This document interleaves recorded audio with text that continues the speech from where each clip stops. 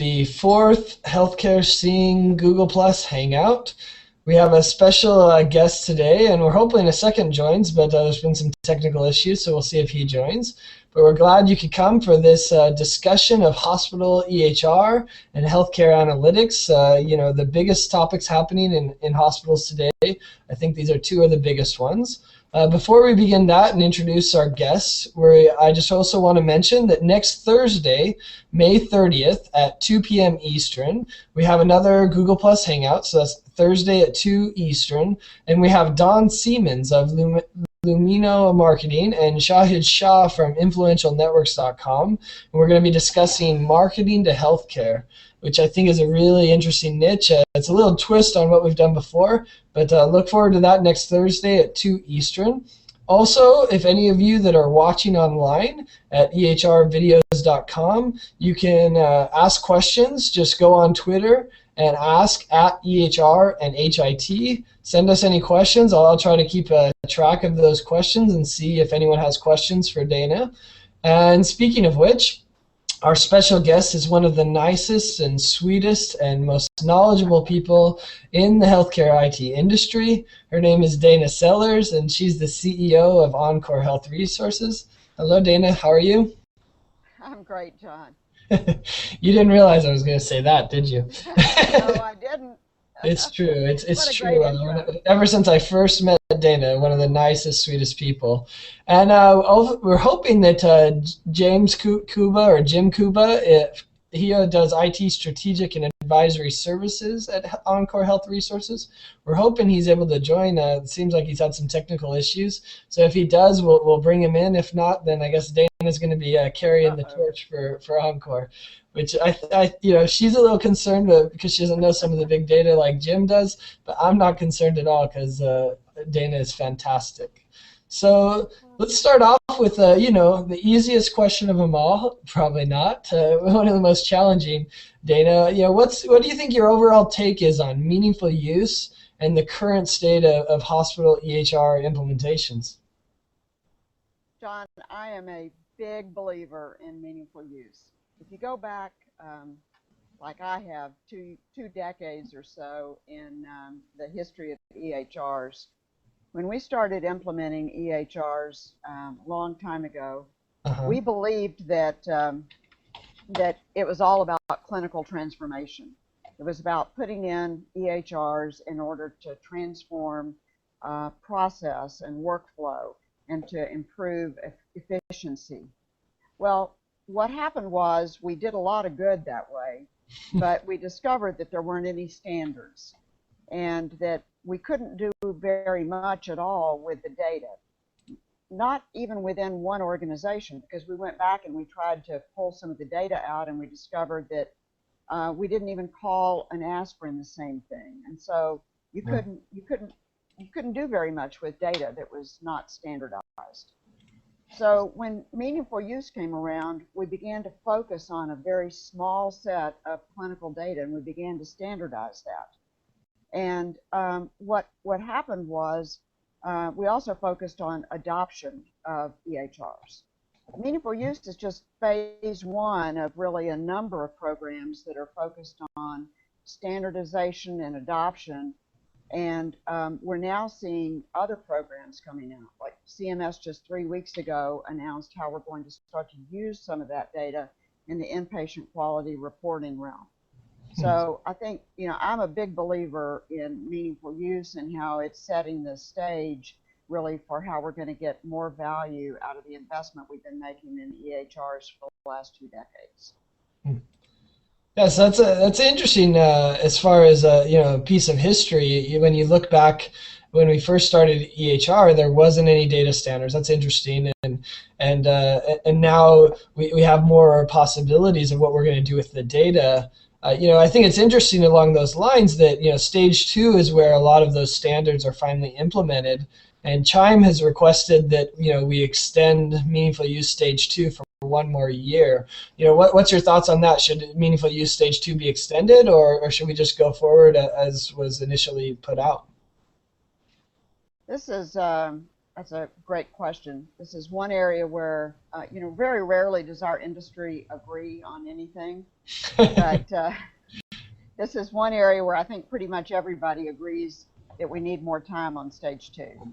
Okay. People are discovering how complex stage 2 really is. And providers need more time to get their arms around it. The vendors need more time.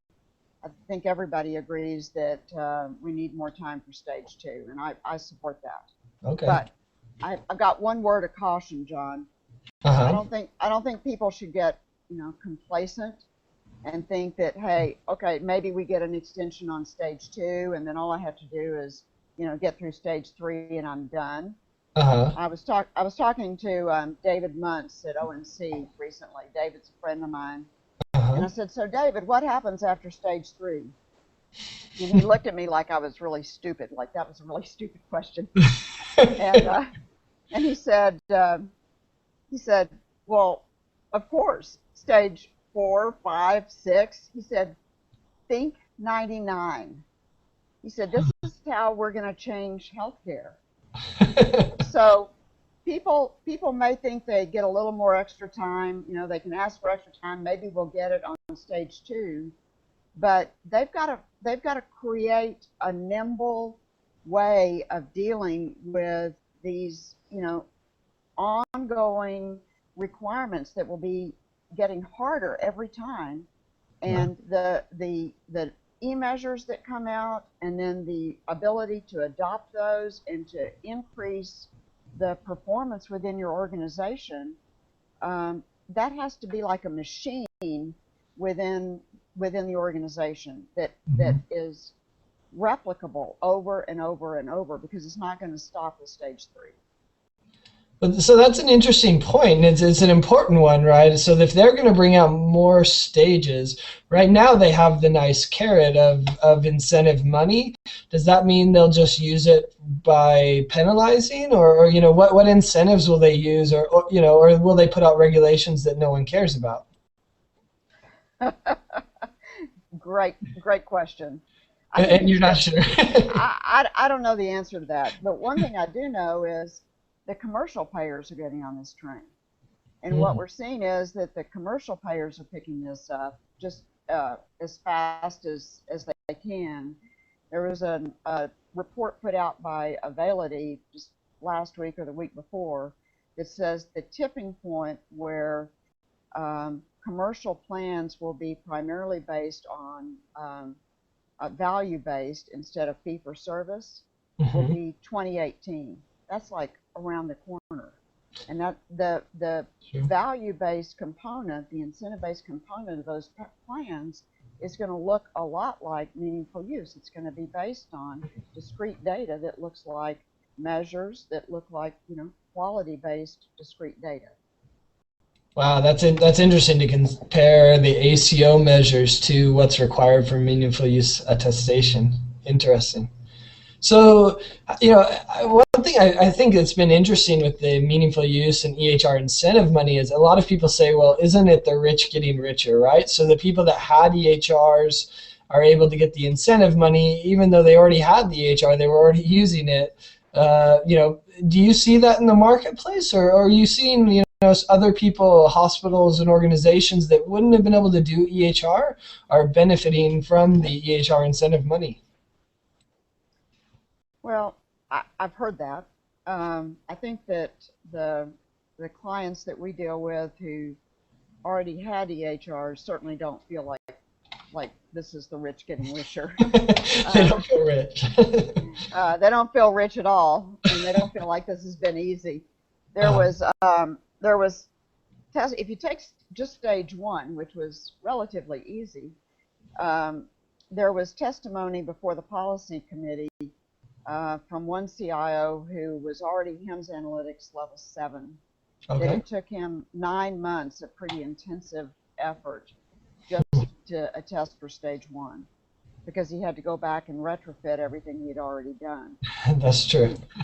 And depending on how these systems were implemented and what level you were at, it might almost have been easier to start from scratch. So I don't buy the fact that the rich just get richer. One interesting thing we're seeing right now is that uh, some of the pioneers in the industry who went out before anybody else and implemented EHRs back in the mid 1990s and they attested for stage one. What they're discovering now is they're concerned about their ability of those early selections to get them through stage two and stage three and Wow. onward. And so we're seeing a new wave of selections and new implementations as these early pioneers face these new waves of requirements and shifting reimbursement. So there's almost a cost to being late. That's Yeah, quite interesting yeah, because their technology's older. So, yeah. I mean, looking across all these different organizations that you see adopting EHR, what are some of the real meaningful outcomes? And sorry for the use of the word meaningful, which has been corrupted now forever in healthcare.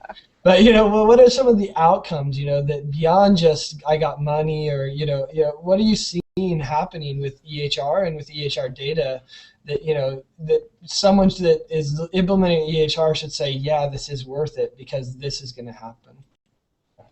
Well, we see three big clinical outcomes. The first is that we see better CPOE adopters have fewer adverse drug events, and that's well documented.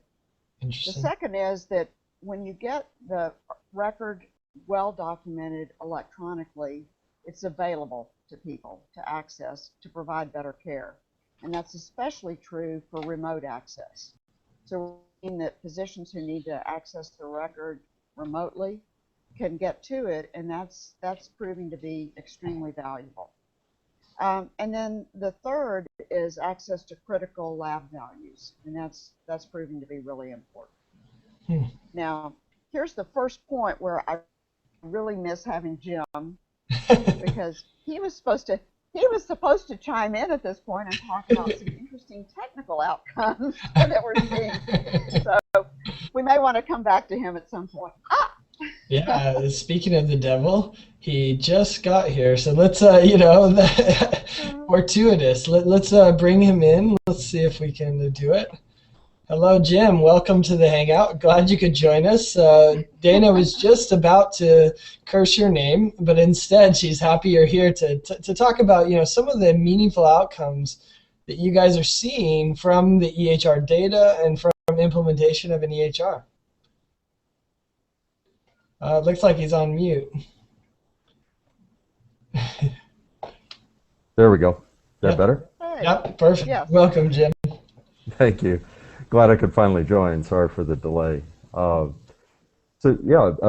Meaningful outcomes from the data. What we've really been seeing is that with the push of meaningful use and being able to get more emphasis around discrete data in EHR systems, that it's done a couple of different things. One is I think we see much more consistency in the way workflows are implemented and the way data is gathered at the bedside or in clinical operations. And that in turn then gives us a richer data set for analytics that we're able to mine. And meaningful use has been a major driver in that, but I think what we're seeing in many providers is that realization of the value you can get from the data by doing analytics downstream. And so it's kind of having a snowball effect is what it appears to me. That's interesting. I think that you point out some good things. The consistency of data is so much better, which I think is every healthcare data geek's dream. And then you can actually do some really interesting stuff with that. Now, I think before we dive into kind of big data and skinny data, tell us kind of how did Encore Health Resources, an EHR consulting company, really get into the big data area and the healthcare data area. Dana, you want to kind of address that? Yep, I'll take that one. It was when we started Encore, John, we really started with the idea that we wanted to help organizations get value out of their clinical data. and we wanted to help them act upon that data to improve performance, to improve outcomes, to improve their operational efficiencies, and so on. And so we knew from the time that we started Encore that that was going to require really kind of a life cycle of consulting services. When we work with an organization, we kind of start with that end in mind. And we go in and we help them understand what the objective is. Then we help them understand what data they're going to need to accomplish that objective. We help them establish governance, and frequently that involves data governance. It means helping them understand how they're going to have to change how they capture data, how the physicians are going to have to interact with data differently, and how they're going to have to adopt different workflow and different processes. And then we help them understand how their EHR has to support those different workflows and processes. And we help build the EHR to do that. Then they need to aggregate the data and repurpose it in a way that they can actually gain insights from the data so that they can go do that improvement of performance. And so it's very centered around clinical data and the patient and getting value from the data that we've been focused on all along. We understand that it's about process and workflow, just as it was back in the early 90s, but we understand that that's not enough anymore, that we need the data too. And so from the very beginning when we started Encore, we knew that it would be about process, workflow, and data. And so we've developed some tools that allow us to accelerate getting to that end result, which is really ultimately performance improvement.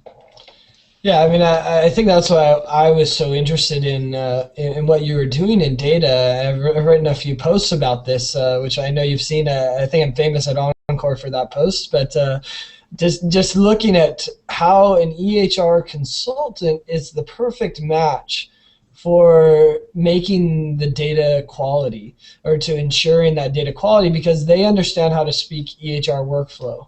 They understand how to speak clinical workflows. And most data geeks don't know how to discuss that. So I think that's really interesting.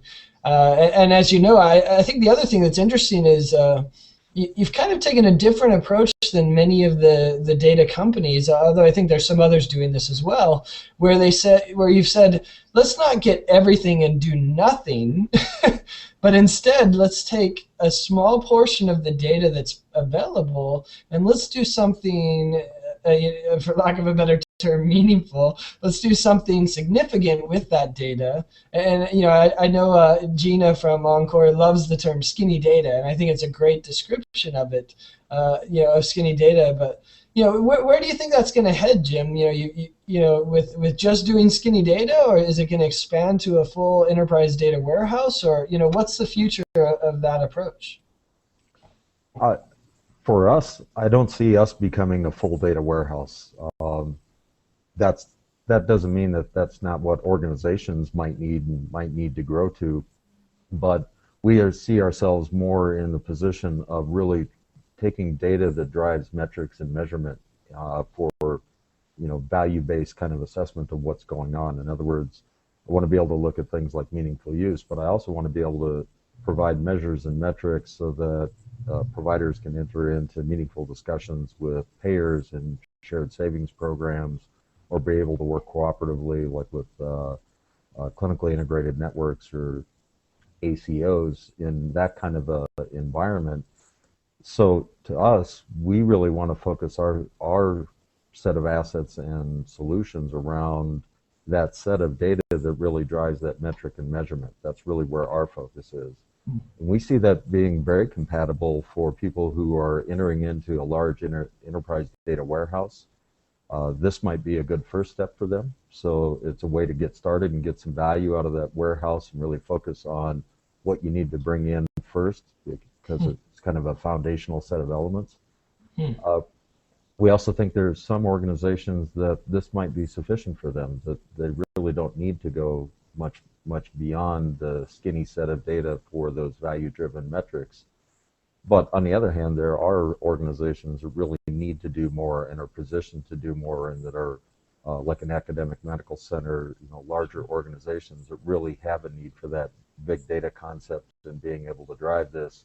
And in that situation, we see ourselves playing, in the same sandbox with them, taking advantage of what they have and layering metrics on top if needed, or if not even needed from an asset point of view, being able to come in from a consulting point of view, using that EHR background and being able to help that organization understand how to get more value out of its information. That's interesting because as I understand it, you kind of started with meaningful use data and then headed to, now it sounds like, towards ACO data and the whole quality improvement initiative data, which really interestingly plays into something Dana said earlier as far as, the ACO is very similar to the meaningful use from a data perspective, data reporting perspective. But what I think another thing that's interesting and related to this is that, with meaningful use, it was all in-house data. And that's what you used, I think, for your skinny data initiatives, was in-house data. But in future ACO models, and I think in the future, we're going to need to get data from other sources outside of the institution. Do you see that happening now, or do you think it's headed that direction? And maybe what barriers do you see to that happening? I think there are organizations trying to make it happen, but there are barriers, and it's both workflow-oriented barriers, terminology, kind of state of the industry barriers, and just timing.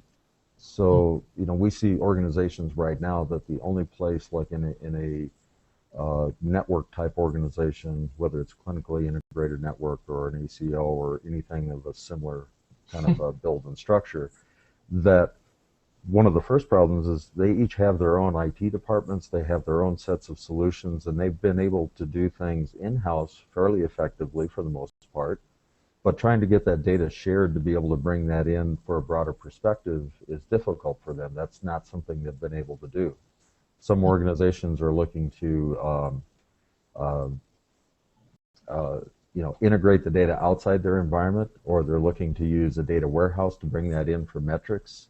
The drawback of a data warehouse is it doesn't necessarily bring that operational aspect of real-time feedback into a system in an ACO or care setting. And so that becomes a challenge.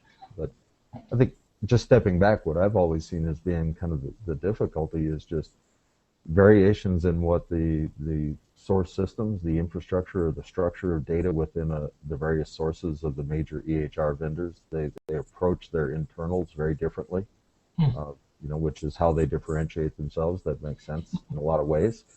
But in terms of trying to get them to work together, that makes it very difficult to take data out of a Cerner system and put it into Epic, or out of Epic and put it into Meditech, or those kinds of things. And then you run into workflow variations as well as taxonomy and terminology changes within organizations that need to be aligned, and that takes a lot of people work just to agree on how they're approaching things. Right.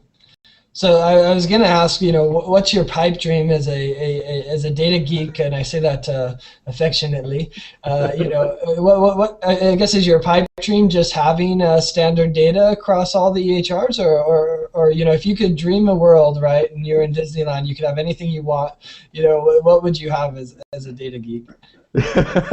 Yeah, I'd like to see our various standards go a next level, so that you really could have for areas and patients that want to take advantage of it, that you could really have a shared medical record.